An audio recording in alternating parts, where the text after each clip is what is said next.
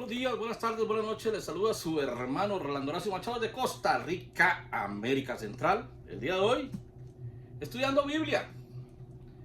Y vamos a iniciar, acorde a la normativa que el Neuma Santo nos ha direccionado, Números, Antiguo Testamento, capítulo 10, versos 3:5 y 3:6. Leo para ustedes.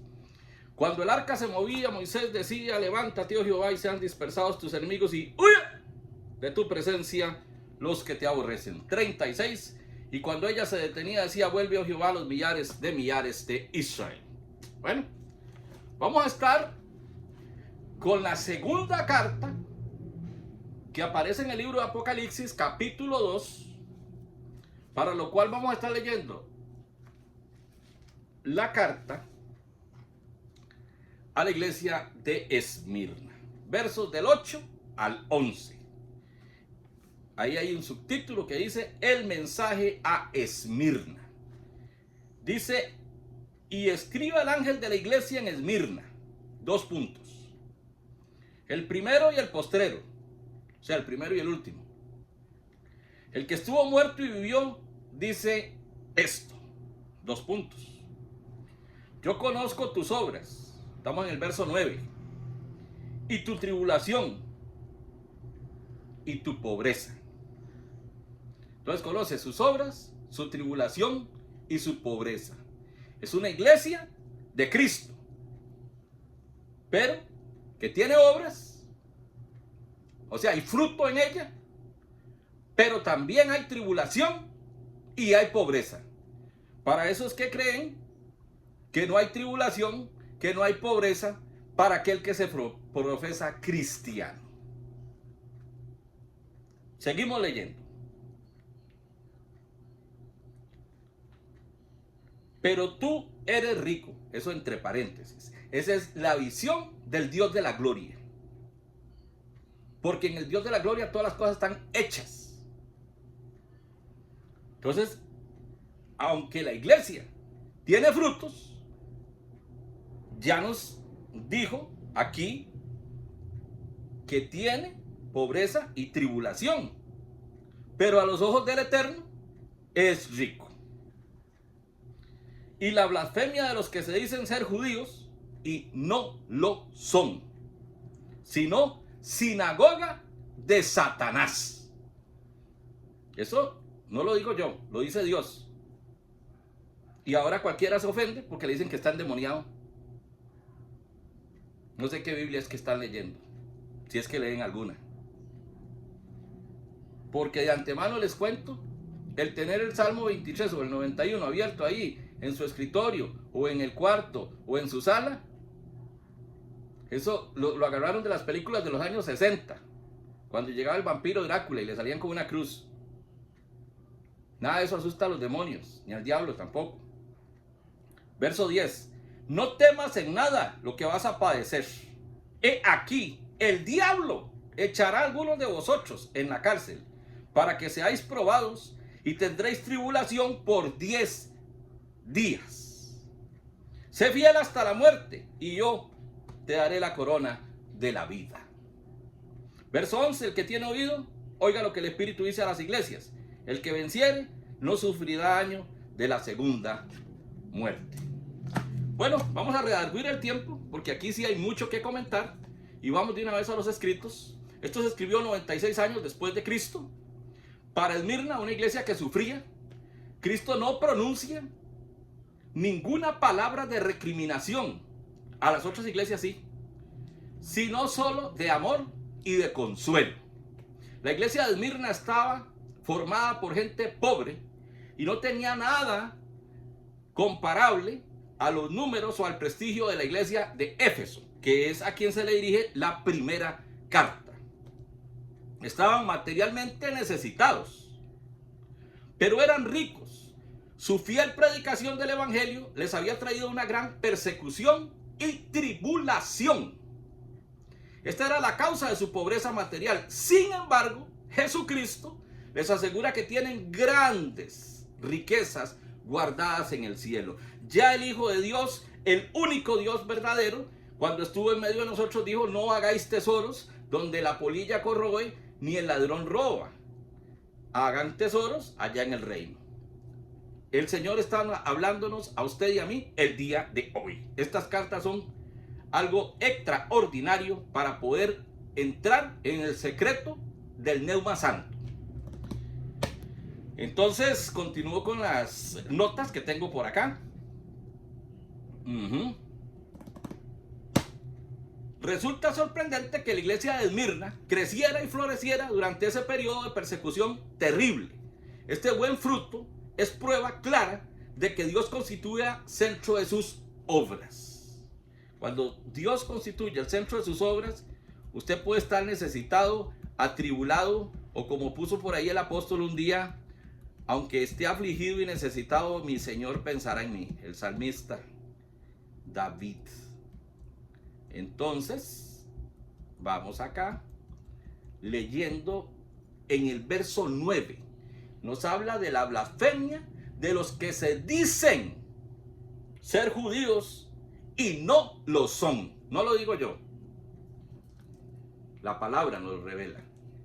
Dice, la iglesia de Esmirna era objeto de persecución, tanto desde fuera como desde dentro. O sea que en algo se parece a la iglesia que tenemos ahora. Porque la iglesia de ahora es atacada desde fuera. Pero desde dentro también es atacada. Como desde dentro de sus filas, la persecución externa procedía de aquellos que rechazaban el evangelio abiertamente, desde personas que ocupaban altos cargos en el gobierno hasta ciudadanos comunes. Y la persecución interna venía de los judíos que aceptaban la buena nueva de modo superficial y se hacían miembros de la iglesia, pero sin haber recibido a Cristo ni las enseñanzas novotestamentarias en sus corazones. Hermano Orlando, ¿y qué es esa palabra novotestamentaria que hasta ahora a usted se la escucho? Es nueva para mí. Yo te traigo la verdad. Tengo el privilegio de predicar el evangelio, pero no puedo alterar ni un punto ni una coma de lo que ahí está escrito. Esto de nuevo testamentario tiene que ver, como la palabra lo indica, todo lo relativo al nuevo pacto, al Nuevo Testamento. Estos falsos maestros causaban confusión y conflictos dentro del cuerpo de la iglesia porque querían mantener muchas, diga conmigo, muchas de las tradiciones del Antiguo Testamento, incluyendo el requisito de que los creyentes fueran circuncidados. Para lo cual vamos a ir al Nuevo Testamento, libro de Romanos, capítulo 2, versos 28 y 29. ¿Qué nos dice esa palabra? Les voy leyendo de una vez. Pues no es judío el que lo es exteriormente, ni es la circuncisión la que se hace exteriormente en la carne. 29. Sino que es judío el que lo es en lo interior, y la circuncisión es la del corazón, en espíritu, no en letra, la alabanza del cual no viene de los hombres, sino de Papá Dios. Bueno, dice que es judío, o para nosotros, cristiano, el que lo es en lo interior, y la circuncisión es la del corazón, en espíritu, no en letra. La circuncisión física no convierte a nadie en cristiano. Jesús describe a estos falsos seguidores suyos como una sinagoga de Satanás. Ahí en el verso 10 nos habla de la tribulación durante ¿cuántos días? A los que lo leyeron conmigo y pusieron atención, 10 días. Esto puede que significara una persecución de corta duración, o quizás se refiere a la de Trajano. Hermano Orlando, ¿y quién es Trajano? Aquí se entra para aprender y se sale para servir. Y yo te traigo la verdad. Ese fue un emperador romano originario de Hispania, que actualmente es Andalucía, en España. El Senado le otorgó el título honorífico de Optimus Princeps, o sea, el mejor de los príncipes. Durante su gobierno se desarrolló entre los años 98 y 117 después de Cristo. Personalmente dudo que sea esta la persecución, ya que el emperador prohibió expresamente buscar o perseguir a los cristianos. Fue un tipo en cierta medida benevolente, pero seguía siendo romano. Y eso no es bueno. Si usted es romano, convertido a Cristo, eso es muy bueno. Pero históricamente, solo cosas malas nos han heredado estos señores. Es más probable, desde mi conocimiento, que estos 10 días prefiguren las 10 persecuciones imperiales en las que destacan la de Nerón en el año 64 después de Cristo, cuando Nerón culpa a los cristianos, o sea, los usa de chivo expiatorio, de el fuego en Roma. Aunque en aquel momento se creyó, y hoy también, que el que originó ese fuego fue el propio Nerón. ¿Ok? Luego viene la persecución en el año 95 después de Cristo a manos de Domiciano, que los judíos se niegan a pagar un impuesto recaudado para engrandecer a una de las mal llamadas divinidades romanas, y como a los cristianos se les asocia con los judíos, también sufren consecuencias los cristianos, ¿verdad? Y en esa persecución es cuando Juan es exiliado a la isla de Patmos, y es ahí donde él tiene las visiones que nos escribe acá en el libro de la Revelación, el libro de Apocalipsis. El libro que corre la cortina y nos deja ver los tiempos del fin. Si lo estudiamos juntamente con Daniel, es extraordinario.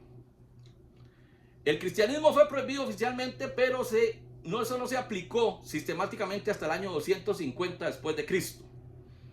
En el 112, Plinio, que era un gobernador, escribió a Trajano pidiéndole instrucciones acerca de los cristianos. La táctica que Plinio perseguía consistía en llevar a los judíos a juicio, y a cualquiera que acusaran de ser cristiano, llevarlo y preguntarle 3 veces. Si 3 veces decía que sí era cristiano, le daban muerte en ese mismo instante. ¿Ok? Entonces Trajano le responde que no persigan a los cristianos, que no los busquen, pero que si alguien los acusa y ellos dicen 3 veces ser cristianos, pues que sí, que había que matarlos. Entonces, la benevolencia tiene límites en el hombre. Solo mi Señor es misericordioso, todos los días es nueva su misericordia. Entonces, en el año 250, toma el poder el emperador Decio, promulga un edicto que exige que se ofrezca anualmente sacrificios a los mal llamados dioses y al emperador. Después de ofrecer el sacrificio, se recibe un certificado de afección al régimen, y todos los cristianos se niegan a hacerlo. Y el cristianismo se convierte automáticamente en una religión ilegal. Después viene Diocleciano, que encontró un imperio romano muy deteriorado, y él creyó que una monarquía respaldada por un ejército fuerte puede salvar el imperio, y vio en el rechazo de los cristianos al respaldar a la religión del Estado una amenaza a lo que quedaba de la estabilidad del imperio. En el año 303 después de Cristo se promulga el primer edicto para la persecución activa de los cristianos. Yo creo que ese edicto nunca se quitó. Yo creo que todavía están persiguiendo a los cristianos, y creo que viene más activa la persecución a los cristianos en los próximos años. Lo leo en los comentarios. En aquel momento se estima que hay entre 50 y 75 millones de cristianos en el Imperio Romano. Estamos hablando de un 15% de la población del imperio en aquel momento. ¿Qué les hacían, hermano Orlando? Muy fácil. Les confiscaban y enterraban los escritos sagrados, los metían a la cárcel, a tal punto que se atiborraron las cárceles de cristianos y ya no había campo para los delincuentes comunes. Entonces, en vez de mandar a los delincuentes comunes exiliados a las islas, no, mandan a los cristianos, y el delincuente común que se quede en la cárcel, ¿verdad? Sin hacer viajes de arriesgando su vida, y sin incomodarlos más de lo que las mazmorras romanas ya suponían de incomodidad. Entonces, ¿qué más le hacían, hermano Orlando, a los cristianos? Ajá. Los despojaban de sus propiedades. Los mataban a punta de filo de espada. O los echaban a las fieras. O los enviaban a campos de trabajo forzados, donde se les hacía trabajar hasta que murieran. En el verso 10 nos habla de una corona de la vida. La promesa de Éfeso fue el árbol de la vida.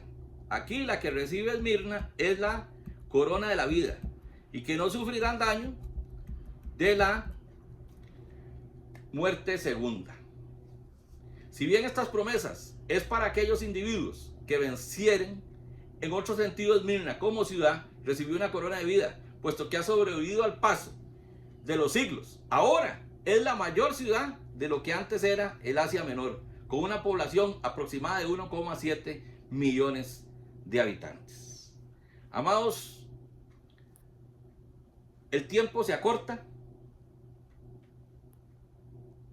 Soy un convencido de que Cristo regresa.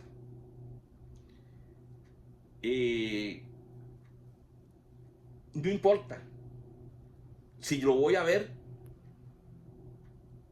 en vida o si no lo voy a ver en vida. A usted tampoco debiera importarle, porque lo importante es que usted se ha hallado escrito en el libro de la vida. Y para que eso se dé, haga esta oración conmigo. Si ya la ha hecho, la puede repetir. Si la ha hecho y no la ha honrado, este es el tiempo de volver a la amistad con el único Dios verdadero.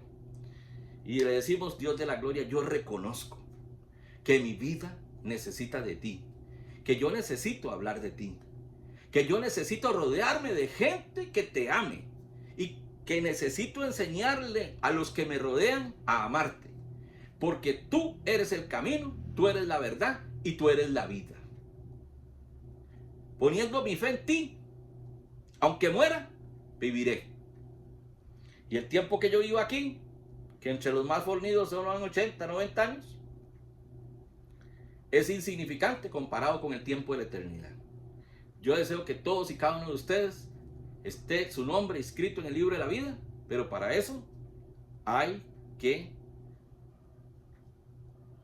negarnos a nosotros mismos, tomar nuestra cruz y seguir al único Dios verdadero. No hay más, no hay dos, no hay vírgenes. Les bendiga.